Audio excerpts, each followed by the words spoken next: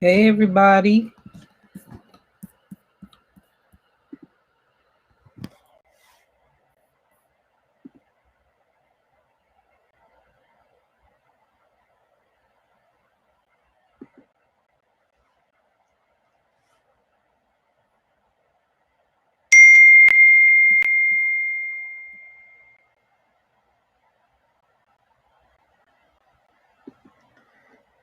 Waiting for a few people to join. If you're on, just type hello. Let me know where you're from.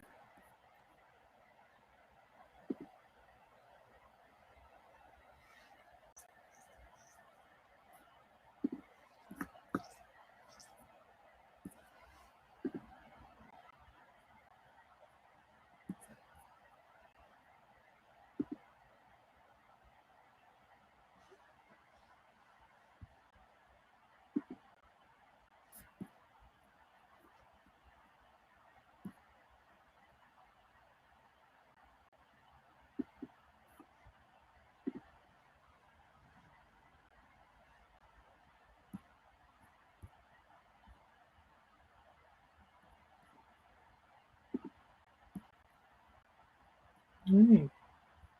Hello, Patrice.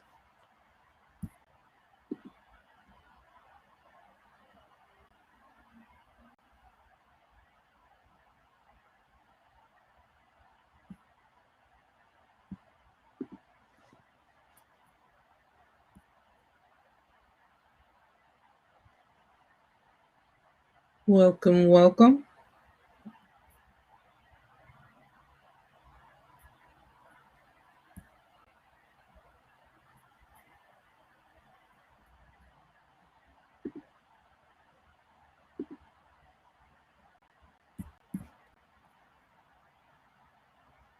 Starting like 5. 6 to 5. See, people are going to join.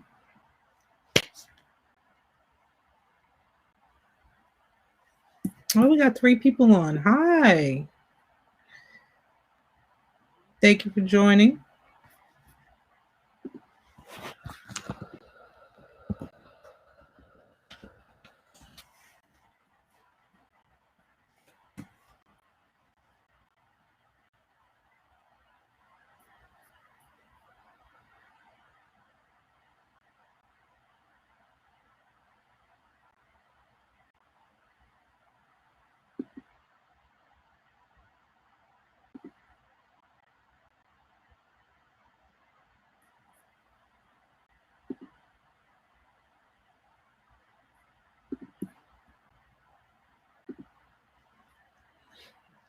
Welcome to What You Want to Know Wednesday. This is a repeat night. We had technical difficulties last week, so tonight we're going to go over creating social graphics, DIY, the pros and cons of that, some tips and tricks, and why and when you should hire a professional designer for work. So last week I told you guys sort of my secret sauce in creating graphics, which is I use in an online free tool for the most part called Canva. And what Canva allows you to do is create graphics for pretty much anything, whether it's a flyer, whether it's social media for Instagram posts, Instagram stories, YouTube channel graphics, Facebook event graphics, social media posts, blog posts, any type of graphic you need, even some print stuff. So if you need letterhead, it runs the whole gambit of pretty much anything you can think of. The free version is pretty robust.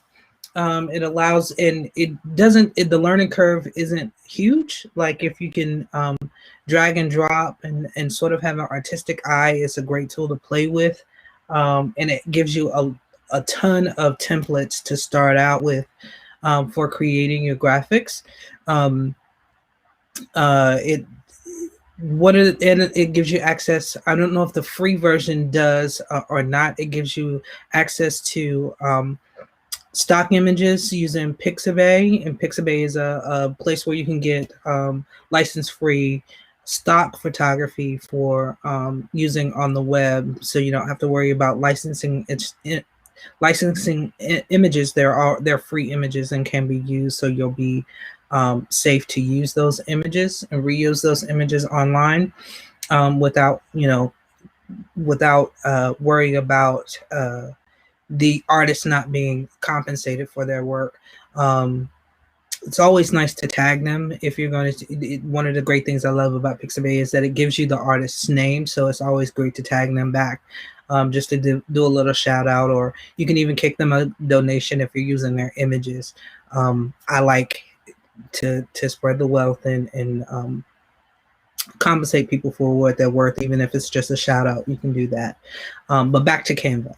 So a lot of the templates you can use are just, they're already pre-created, already laid out for you. There's tons and tons that you can use, and it's basically just changing some colors and some words and dropping in some images here and there, and you get a professional looking image based on that. It does resumes, pretty much any type of document.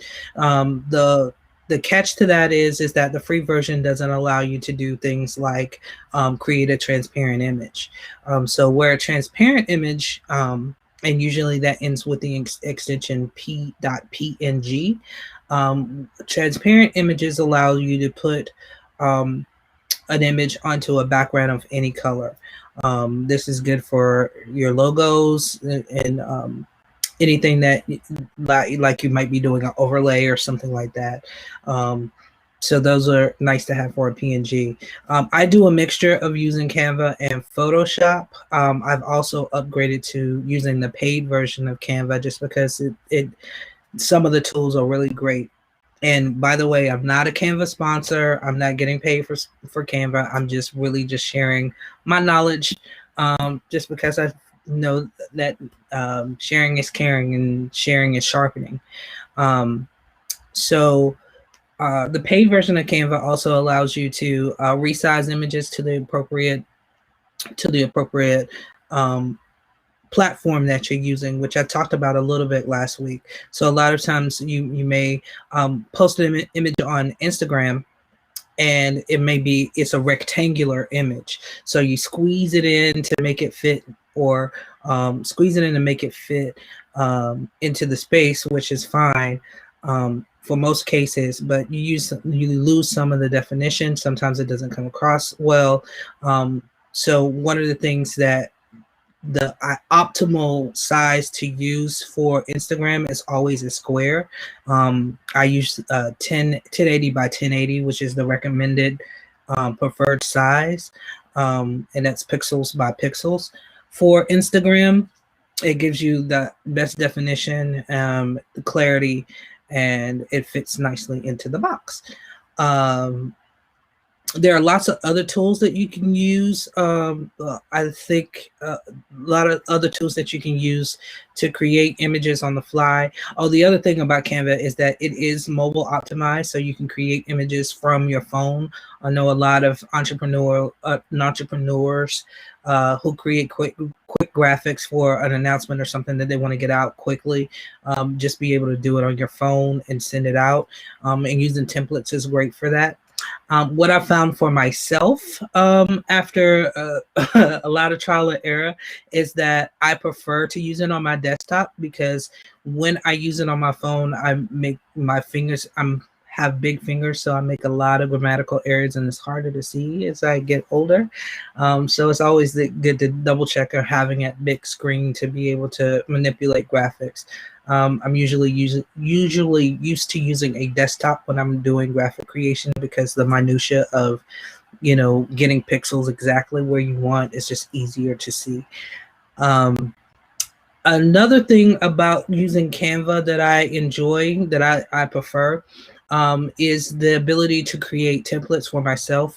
I create my own templates. I very rarely do I use the pre-made templates. I do sometimes, but now I've learned to create my own, and the ability to clone an image that I created, something that I really like. I get a design that I like and I want to be able to manipulate it. I copy that as another page in that same document, and I can play with it and manipulate it, change some colors, add some different textures to it, just to get a different look. So where that comes in handy, say you're promoting an event like What You Want to Know Wednesday that's recurring. You get a different, and instead of your users and your followers seeing the same image all the time, you can do some variations of the image so it looks new, even though the information may be the same. But you want them to get the reminder. It's a new look, new look to the same information that can still capture attention and maybe grab somebody that didn't before. Another thing that allows you to do, the free version, I know it allows you to insert video. So if you're doing stories or video clips, you can brand them, brand your short videos inside an image by uploading them into Canva and dropping them into templates. It has some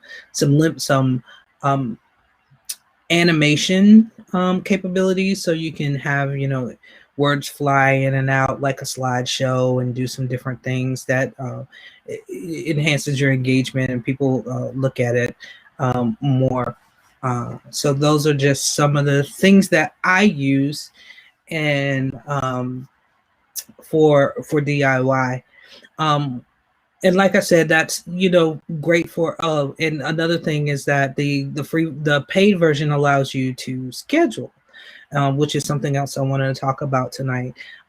So one of the things I would recommend, and this is kind of me preaching to the choir, is dedicating some time to create your social graphics for a week. Have some topics that, maybe sit down on a Sunday or Saturday, have some topics that you want to talk about, know what images you want to put out, take a day and create all of those images. And in the paid version, you're able to upload and schedule those things to be sent out to your social media platforms as you wish. There's other tools that I'm sure that you use, or you may know or may not know about, like Hootsuite. One that I use is called Later, that allows you to do posting at a later date. So you create all your images and schedule them to go out. That way you're not busy entrepreneur trying to run your business. You don't have time to post every 10 or 15 minutes or every hour on the hour. You can create all your collateral, schedule it to go out on a scheduled basis leading up to your event or whatever it is that you want to sell, and just so that it frees up some of your time to be able to do other things. So that's some of the benefits of some of the online tools to use for creating graphics.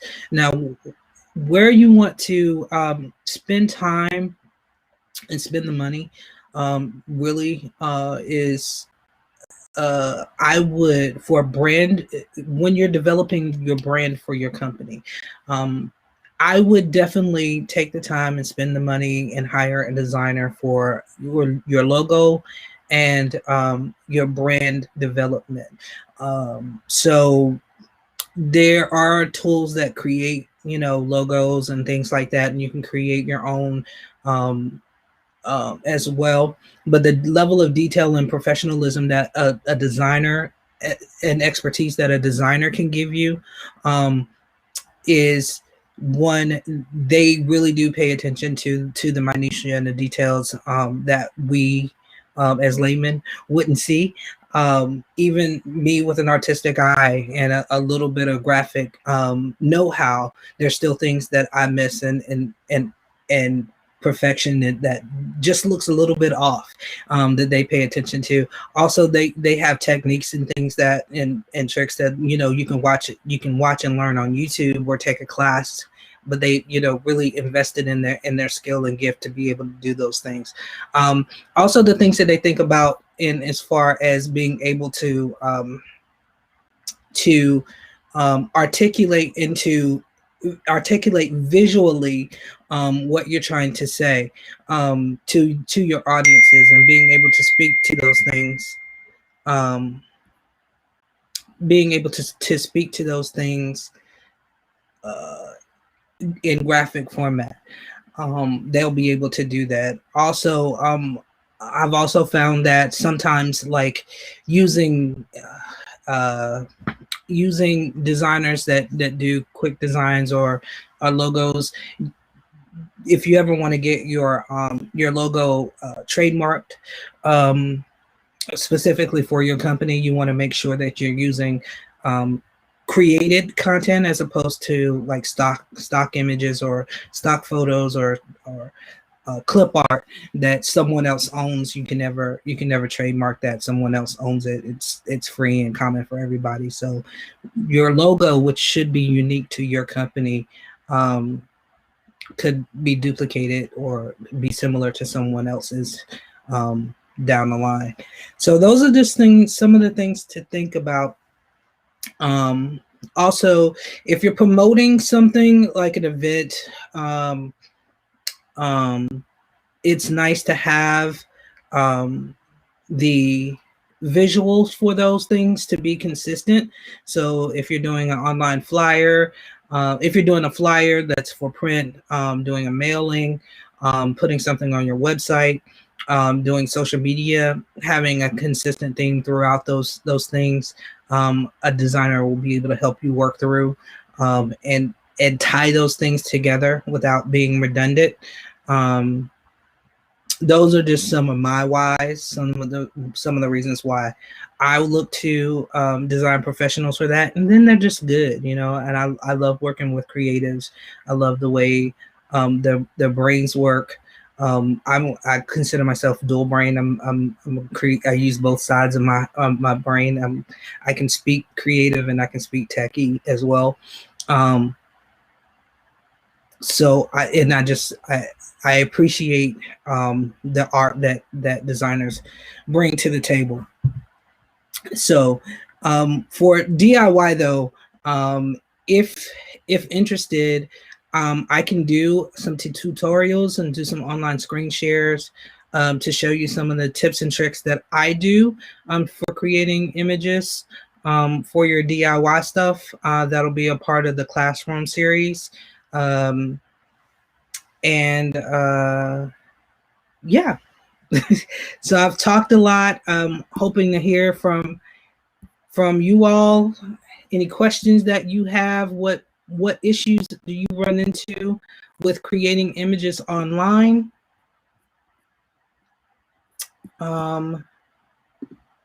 Yeah, so the floor is open. Type in the chat. I'd love to hear it. Hey P, thanks for joining.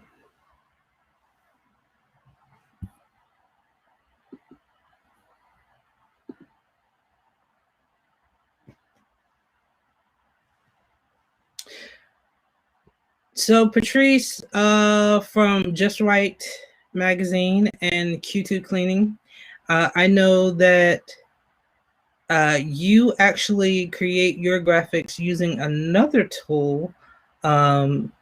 If you want to type in the chat what that is so we can share it and people will know.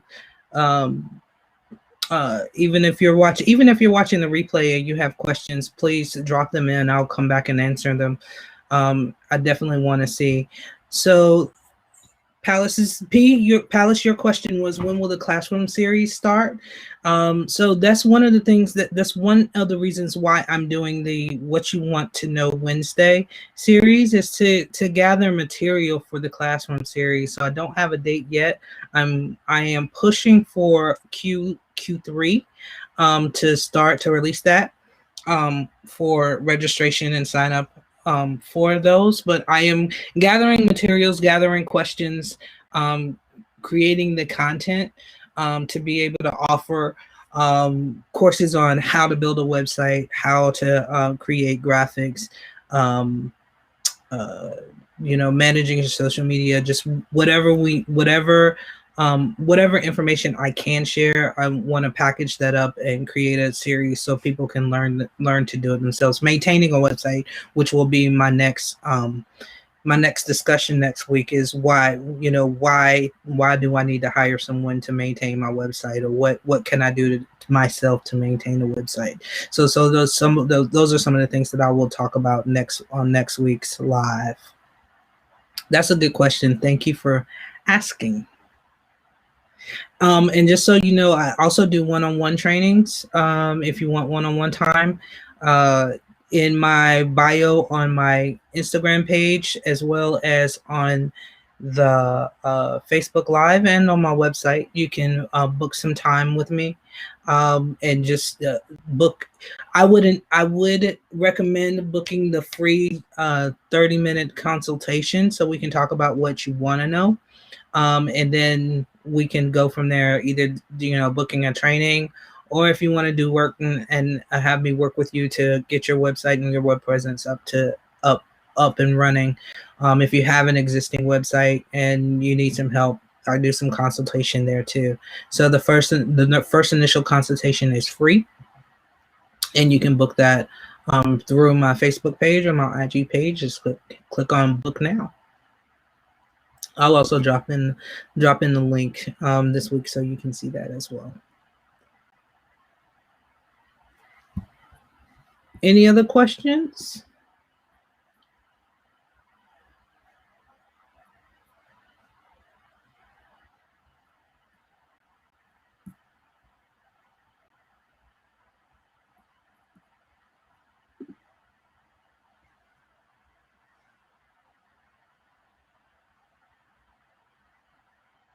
All right.